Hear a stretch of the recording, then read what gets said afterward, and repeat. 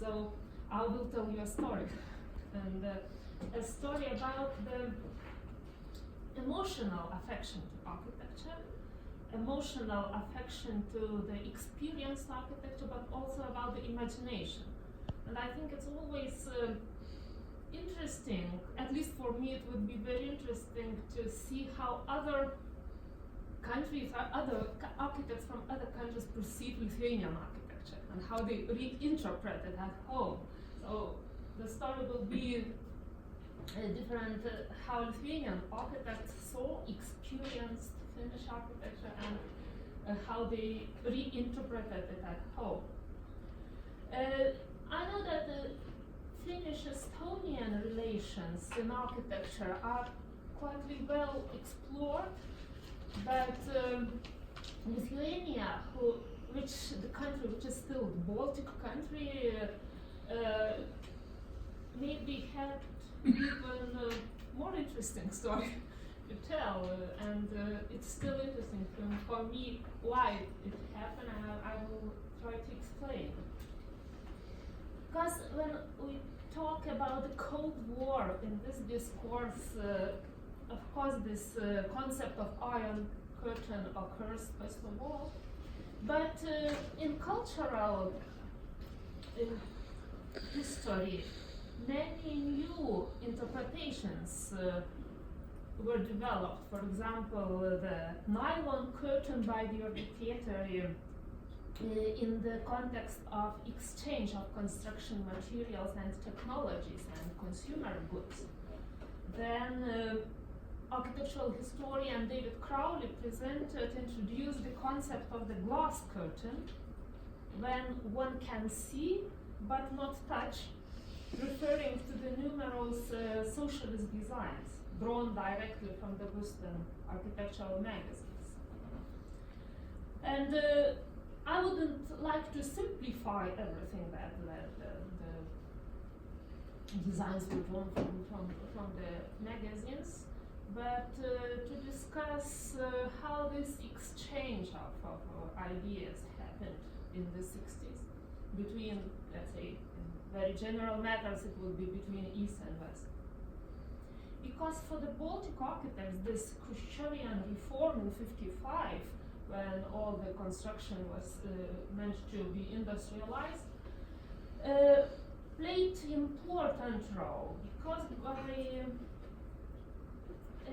modernism in the Baltic, in three Baltic republics, Estonia, Latvia, and Lithuania, was closely associated with the emergence of the new generation of young local architects, which was born in the 30s and graduated in the mid-late 50s.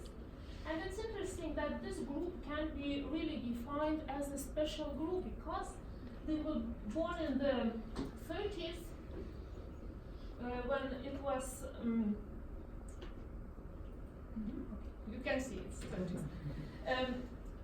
They were both born in well-to-do urban families, still in the independent Republic of Lithuania.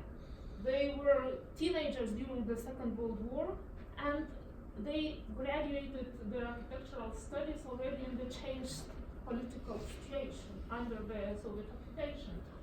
But they still had in the families these shared values, professional and also social. For example, from their interviews, usually I got that they wanted to escape the Soviet standard, which means they didn't want to look Soviet in their architecture. They wanted to belong to the international modernism, for which they were cut officially then, because modernism and was during the Stalinist era was this degraded to formalism. But at the same time, they wanted to maintain regional national identity, still important in the pre-war states, national states, but also remaining as an informal value between the group. And there's a picture from the personal archive of this modernist architect, Vytautas Čekanauskas, the representative of this generation. And you can see it's a very important cover of a magazine. It was a very important issue in 69 of Architecture de Jeudi, dedicated to the Soviet architecture. And you can see that in his own, I don't know when he did it. He says that he did it in the 60s when he received this magazine. But you can see that 3 flags from the 15 Soviet republics are crossed. And it's Estonia, Latvia, and Lithuania. Meaning, we are not Sovietic. We don't want to belong to Soviet. But who are we then? And in this case, there is these young architects started to raise this question, and in the 55 and 57, what is identity? How we can express our identity? What is the relationship between buildings and their surrounding landscape, etc. And when I wanted to get or to clear for myself what this was, I talked to this Georgi Peteri book, theoretical book, which is very interesting. It's dedicated to the imagining the West in Eastern Europe and Soviet Union. And I think it is a very interesting concept because we understand that behind the Iron Curtain there had to be some different imagination of what is the West. And he presents, Georgi Peteri presents the concept of symbolic geographies. And symbolic geographies reveal how human agents, in particular historical and cultural contexts in which Lithuanian architects work, define themselves by locating themselves spatially as well as temporarily, drawing the boundaries of social spaces where they are within and relating themselves and their spaces to others. So I use this concept for my research because I think that architects really located themselves as a group into symbolic geographies. For example, symbolic geography 1 was definitely the golden era of the National Republic, the pre-war modernism, the temporary capital Kaunas, which was built in the 30s, anew and with modern architecture, and still was a living heritage of national modernism. And you can see that the first modern designs in the 60s were very much similar to what was done in 38, 37. But there was another symbolic geography in space, or this imagined West, interpretation of Western modernism and the imagined West from the memories of former teachers who stayed, from the magazines, architectural journals that were kept in the shelves. And still, when we talk about this pre-war Kaunas modernism, which was definitely very important in shaping the post-war Lithuanian modernist vocabulary. Nevertheless, according to architect Justinas Šeibokas, also a contemporary, by the 60s, Lithuanian architects with whom he was contemporary, I quote, had seen enough of pre-war Lithuanian architecture and sought new modern sources of inspiration for their way and self-identity. Šeibokas recalls that the first fact-finding missions by Lithuanian architects to Finland were the principal breakthrough that encouraged the development of a new Lithuanian architecture. I still want to show the symbolic object, the symbolic interior, which is officially called the breakthrough of the post-war Lithuanian national modernism. And it is done before these fact-finding trips to Finland. And you can see that it's a kind of interpretation of pre-war Aalto with national romanticism. And Aalto was not experienced yet. It's Aalto from 39, and it's Aalto from architectural magazines. And later, we can see how this architectural language changes after the first experience. So I will argue that in the 60s, this Nordic concept of regionalism became a very acceptable model for the Lithuanian architects who wished to belong to the international community of modernist architecture, yet retaining the national idiom and being distinctive within the USSR. And I'm not interested in proving that some entire buildings were copied directly, although it's really funny, we will see some examples. I'm interested in finding out why Nordic and especially Finnish modernism became so well appreciated and even praised sometimes. First of all, we must also understand that this close geographical location, a progress in mass housing and very special connections within the Soviet Union and Finland made Finland most visited foreign country for Soviet architects and engineers. And the first groups the first group where Lithuanian architects could participate was organized in '59 by the Architects Association of the Soviet Union. Latvian, Estonian, Russian, and 6 Lithuanian architects took part in it. We really felt architecture there. The famous Lithuanian post-modernist Vytautas Čekanauskas remembered. The second delegation of 26 visited Finland in August '59. And in the 60s, Soviet Architects Association organized 3 study trips to Finland.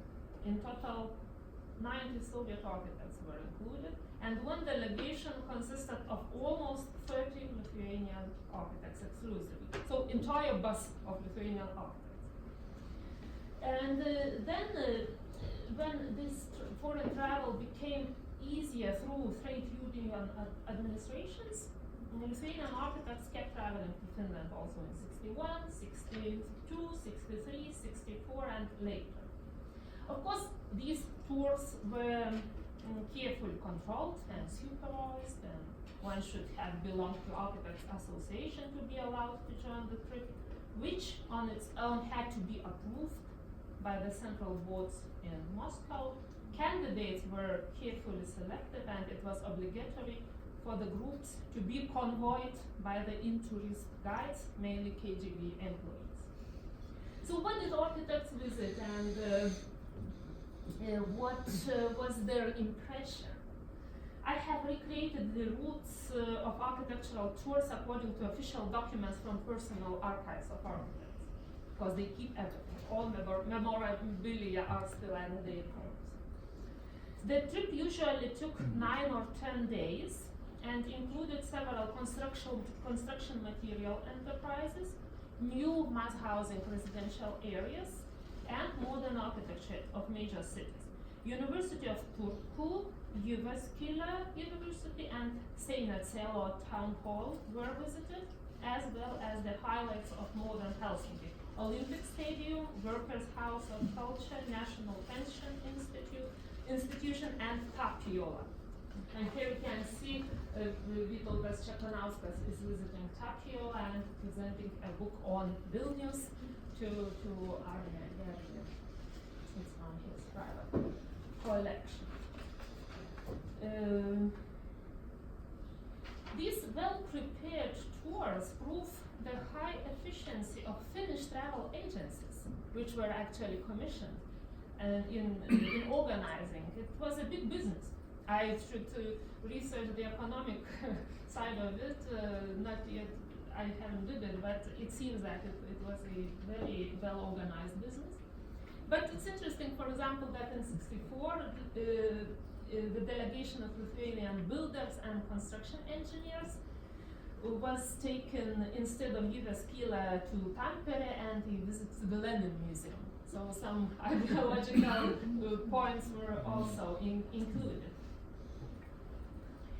Positive approach to Finnish architecture was seen in the official media of the period, and we can see that the official propagandist of socialist architecture in Soviet Lithuania, Jonas Minkevičius, described contemporary Finnish architecture as, I quote, exceptional among the other Nordic countries because it is moderate and nationally distinct. Disregard the fact that most of the buildings are individually designed, a creative method and careful respect for the nature is applied. Finnish architects do not achieve this through the fashionable formalism or that, nor through application of traditional architectural ornament. Contemporary Finnish architecture is deeply embedded in the folk tradition and features rational simplicity and organic connection to nature. So we can see that Minkevičius referred to the people's tradition in an attempt to match Finnish regionalism to an official Soviet ideology. But for Lithuanian architects, these trips of course played different role, and they visited much more than it was included in their itineraries.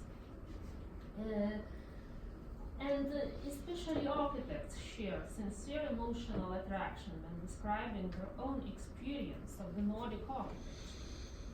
All texts almost glorify Nordic design and construction, its novelties, quality, functionality, economy, logic, materials, and relation to natural environment, to the extent of mythology.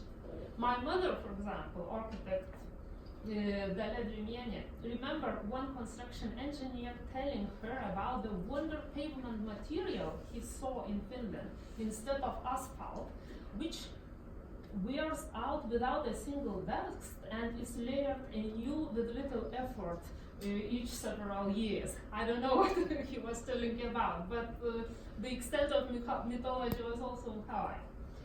The reminiscence of architects were especially emotional. During interviews I did with them, almost everyone mentioned Finland as a symbol of modernist architecture, which made strong influence upon the works. Brothers Algimantas and Vytautas Nasvytis claim close connection with the familiar Nordic mentality perceived through the works of Ervi, Aalto, and others. Justinas Šeibokas said that immediate contact with contemporary Finnish architecture was a crucial turn after which I started to design in a different manner. Vytautas Edmundas Šekanauskas remembered meeting Ervi, visiting Aalto's office and Tapiola as an exceptional life experience, which was almost impossible to describe. And he always presented this memorabilia he brought from this first trip when he visited the Aalto office. But the Grand Master was not present, but he got this drawing with the signature, and it was the most important picture in his home collection. Vytautas Briedikis talked about excellent humane architecture, well-designed landscapes, simple and communicative people, and skillful location of buildings in nature. So you can grasp that everybody mentioned this harmony between buildings and many positive things. And here are several pictures from their home collections. A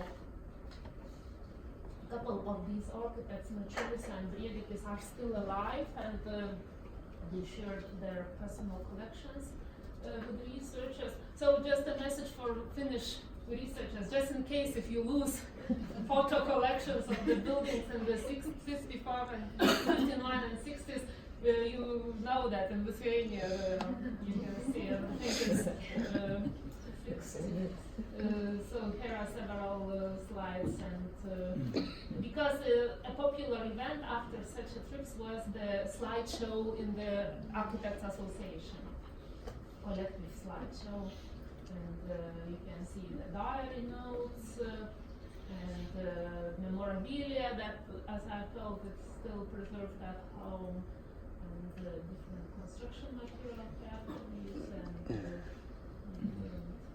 travel papers, booklets, and souvenir that Algimantas Mačiulis brought for his wife. Yeah. So in general, we can see that the Lithuanian architects perceived Finnish architecture of the 50s as a successful combination of contemporary modernism and regional distinction. And for them, it demonstrated that national idiom might be retained not in the primitive application of folk elements, but in contemporary combination of local natural materials with innovative construction and respect for natural environment. So in this period, from the media, from the press, from the interviews, we can distinguish how they describe Finnish architecture, like suburban moderate shapes, natural local materials, human scale, connection to the nature, harmony with the neighboring buildings. So please remember those features. We will compare them in the end with some other features. And changes appeared first at home in Lithuania, then in the interior design, the field of architecture that lent itself well to rapid and simple progress. The Finnish inspiration could be felt in the aesthetics of natural materials, wood and plastered brick walls, coarse plaster, and interestingly, floral shops became harbingers of this new concept of space, color, and light. Elements that were adapted from Finnish architecture, according to Šivokas, author of One Floral Shop Interior in Vilnius. Not to mention the famous Tallinn flower pavilion by Valve Tormeister in Estonia. At the same time, this approach to interior, to use local materials, was very helpful in the Soviet reality, since the selection of materials and decorative finishings was really scarce in Soviet construction, and whereas wood and brick was always at hand. Some anecdotic stories of design inventiveness are living to this day. For example, architects Čekanauskas and Zuckermanas adapted the spherical bodies of the Lithuanian-made Saturnus vacuum cleaners produced in Vilnius in creating globe lights for the composer's hall. You can see the lights. And talking about the composer's village in Vilnius, it can be described as one of the most characteristic examples of the Finnish inspiration. Of course, first of all, the object was exceptional through its social origin, because the association of composers was allowed to build individual custom-designed music hall for small concerts and rehearsals, and the 16 terraced cottages, which was very traditional in the mass housing and industrialized housing context. And Čekanauskas recalls that his trip to Finland in '59 helped him to decide both on the use of locally available building materials and the incorporation of the buildings into the natural landscape, preserving the surrounding pine trees, and to develop these cottages. We can see that these were four, and apartments were of two types, 3-room and 4-room units. And you You can see that these finishing materials, everything reminds very much of what you could see in Tokyo and other things. You can see that each cottage had its creative room for a composer or a music artist with a music instrument. And this interior was also designed by Čekanauskas, the composer museum. This village was featured in the Czech design magazine Domus, and also seen as an achievement. And the hall itself was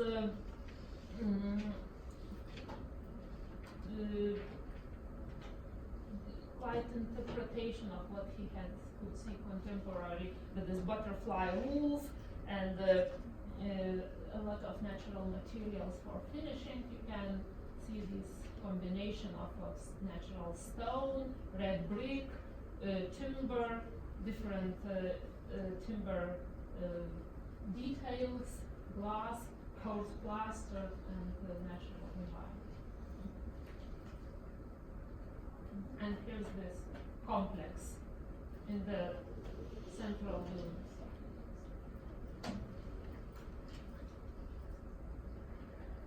Especially in the interior,